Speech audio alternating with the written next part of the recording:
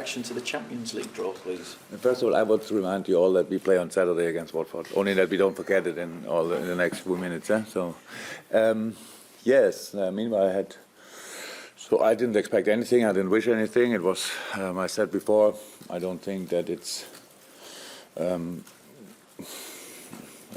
cool in Champions League if you play against a team from your own country. That's how it is. But at the end, it was at one point it was pretty clear that it will happen. So, and I think it's an absolute dream draw for all Man United fans. So it's just, I really don't mind. It's not that we have really enough time to prepare that game until then. So, and I will start thinking about it a lot before we play them. And how I said before the game, if I thought about one of the other teams, I didn't think, oh, that's a big chance. I knew it will be difficult, and that's difficult. The good news is for Man City difficult as well. I saw Begiri Stein's face after the draw, and that it didn't look like it's Christmas and Easter the same day. So it's hard work, and that's good. So because it's the last 8 in Europe, and if that would be easy, then something would be wrong. So there will be a point when I'm looking forward to that game. I know myself good enough, but in the moment I'm much more in a Watford mood, and I'm already angry, to be honest, because I heard a second ago that the Premier League will put our game against Everton on 12:30 this Saturday. So I know countries where they move games, that they cancel whole match days, that their teams can play are in a proper shape, and we have to play. We play Wednesday night against Man City, and then we play Everton at 12:30 3 days later. So only, as I heard a second ago, so that's not too cool, but obviously we have to go the hard way, and I'm used to that meanwhile, and so, yeah. A bit off topic, but it's something that we're asking all managers today, because next week is Support the Ref week. And Sky Sports News has conducted a survey among referees where 91% said a lack of respect for referees at an elite level is encouraging poor behaviour in the grassroots game. What do you make of that? And do we need better discipline from players at elite level? Wow. Grassroots is the Sunday morning football. Saturday weekend. I saw a lot of games, actually. I never saw any incident. Because when I walked the dog, then I saw a few of these games. It was always a good atmosphere. So, yes, I think the whole world could show more respect. Journalists for football players, players for refs, but I don't think that we talk about Liverpool. I had in my life 3, 4, 5 maybe situations when I lost a bit of control. I'm not proud of that, to be honest, but I really think that we are not the right people to be role models. So that's how it is, how always in life. If we have only to, we try to do our job as good as possible, but at the end we are all human beings and we make mistakes, and if they make mistakes in other parts of life and people take it as a role model, who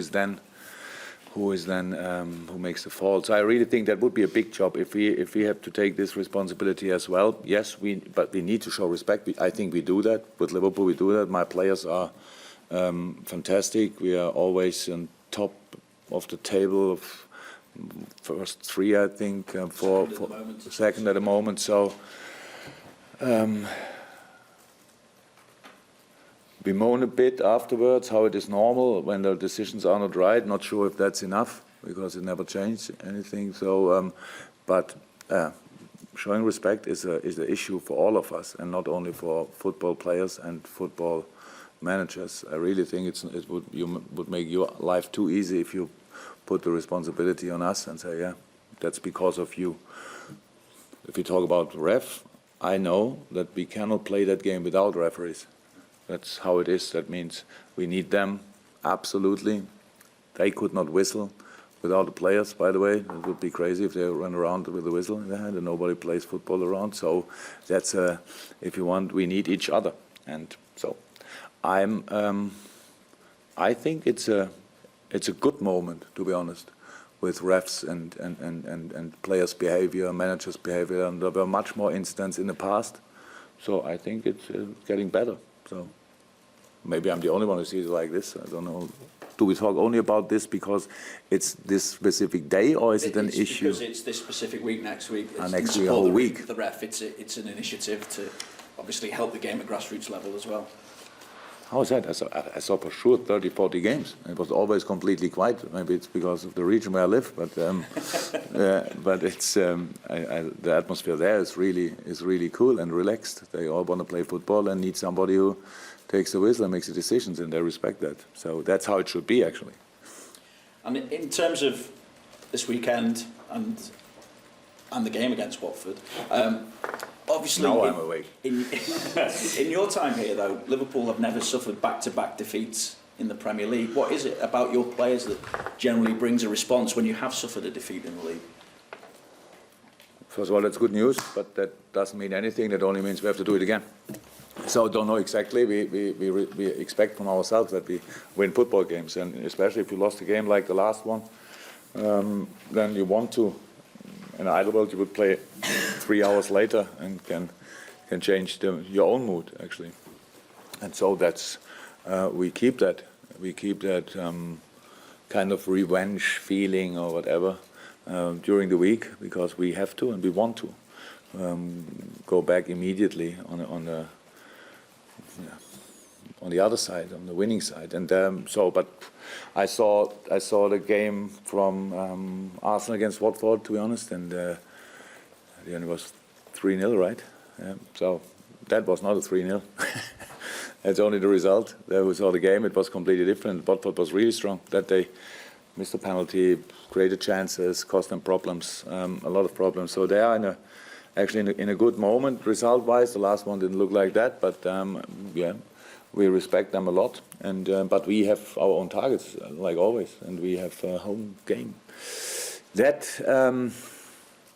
should make it especially difficult for the opponent, and I think we have nothing else to do than creating again a really outstanding performance and atmosphere. So that's the job to do, and after that we have a 2-week. Not break, but we are not together for around about 2 weeks with all our players, and until the Crystal Palace game, which is again at 12:30 after the national break. I only want to say maybe you can look back how often that happened. That's all. So we have to do the job again. Doesn't have to do too much with the last game. It's more about our situation, and we want to stay at least where we are, if possible. Even better. Does the 12:30 match for the Everton match not give you extra time to prepare for the second leg? We play Wednesday night, and then we play 12:30. Means the players get up at Thursday one time, and then they have lunch or breakfast, and then we train, and we have the next day second day recovery, and then you start at 12:30. So it's not perfect. We take it like it is, but if I cannot be angry about something like that anymore, if I have to be politically correct and say nothing, then I'm dead. Because that doesn't work. I saw it when we had, obviously whoever made the schedule didn't think that we go to the quarterfinals. That looks like this because it gave us a Sunday game. So and then oops, and it's only Liverpool. So that's really I cannot see differently. I know it's a tough weekend historically, that weekend now. Can I put your mind on something more positive then, in terms of Adam That's Lallana? A challenge. In terms of Adam Lallana's call-up? Yeah. Another good step on completing his comeback, isn't it? Yeah, in ideal world we work together with the national team. That's what we do in this case, 100%. So Adam had probably the most difficult season so far of his career, but he is still top 3-4 player of England, 100%. We've struggled because it was a really big injury, the tendon rupture. That's unlucky, but big as well, and it needed time. And we tried to use him. I spoke to Gareth this week, and for us it's a big challenge to have him around and not to bring him, to be honest, because it's maybe a little bit. He needs in the moment still a little bit longer, and it's not because of age or whatever. He's from all other point of view, is in a fantastic shape. But He needs a little bit more recovery time, stuff like that, and we needed all to learn to deal with that. So, but I told Gareth, I don't know what we do for the weekend, but he will be fit next week 100%.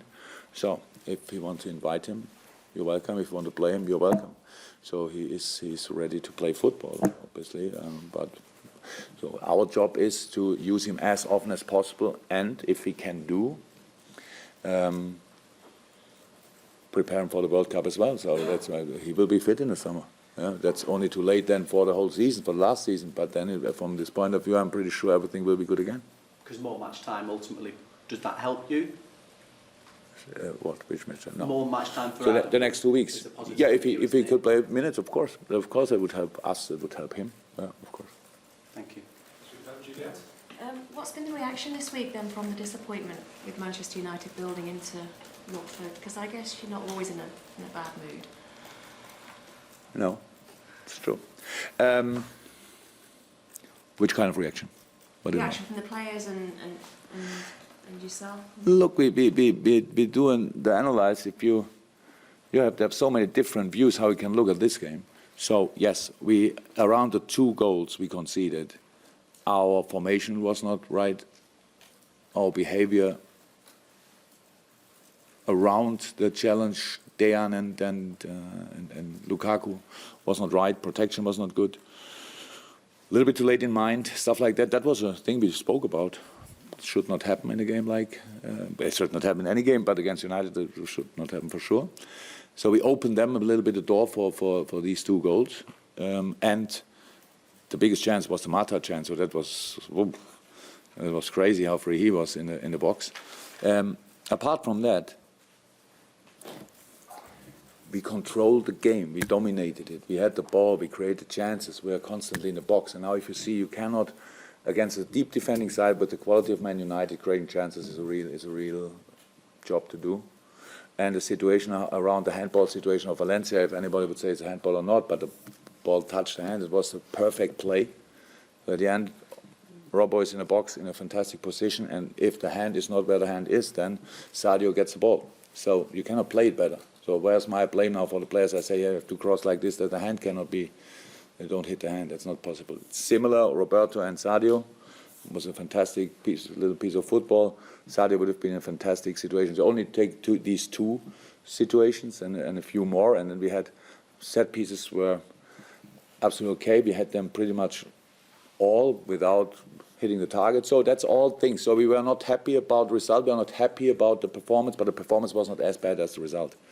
Only in a few minutes, around about 7, 8 very decisive minutes, we deserved the result. In all the other minutes, so it was like, so we criticized ourselves for these situations, and then we took the rest as well. But we can play better than we played even in the good moments of that game, and that's what we have to try, of course, again. And a lot of things you can learn from this game, a lot of things you have to learn from this game, and it only felt really average afterwards because of a few situations we had in that season already. And I know if you mention things like this, people look at you like you're not a good loser, or you always have something to say when you lose and try to find excuses. But we got a penalty against Tottenham, which at least you can discuss about. We got a penalty from the same ref against Everton, which at least you can discuss about. It was a very soft one, and there we had no penalty. At the end, you sit there and think, okay, that's how it is, we have to take it. And we took it. It's already, thank God, a few days ago. But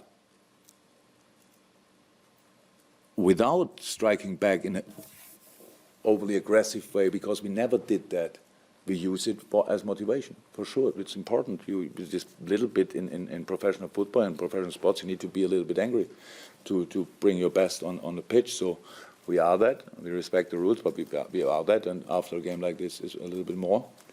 And hopefully we can bring that in the game as well. Jürgen, just in terms of that Everton game, are you upset of the specific timing of the game? What do you think what I'm talking about, really? But is my English that bad that you have to ask this question again? We play at 7:45 Wednesday night and play 12:30 on Saturday. It's only the other team plays at 5:30. Can you imagine how big the difference is between in this 5 hours? It means the world. In preparation, in recovery. It means the world. But would you like to have it moved altogether? No, I want to or have just it at put 9 to the o'clock in the morning. What do we, at 3 o'clock?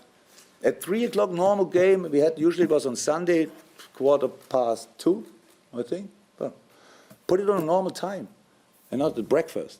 So, because that's how it is after you play Wednesday night. It's a very intense game, how you can imagine, against Man City, and it's only the first one, because the next one will follow, will not be a lot less intense. So, we have to do it. How always, people watch it, you write a little bit about it, but obviously not interested, and we are, and has no idea especially about, and we have to deliver.